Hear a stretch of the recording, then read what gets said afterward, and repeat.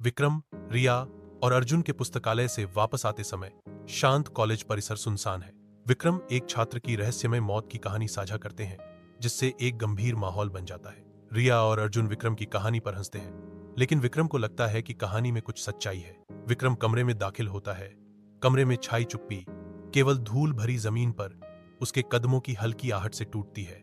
विक्रम की उंगलियां डायरी के पुराने कवर को छूती हैं तो धूल हवा में भर जाती है। जैसे ही विक्रम पढ़ता है, छात्र के अंतिम क्षणों का भार कमरे में भर जाता है। विक्रम को एक अनदेखी उपस्थिति घेर लेती है।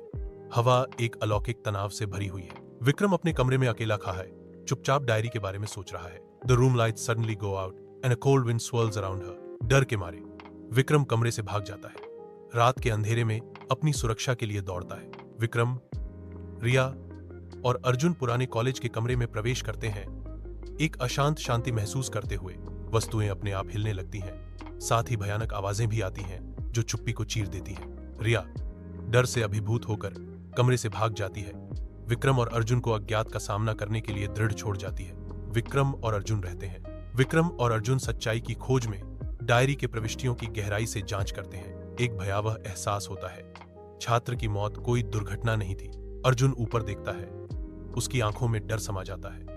उसे एक छिपी हुई उपस्थिति का आभास होता है। हत्यारा अभी भी कमरे में मौजूद है, बदला लेने की तलाश में।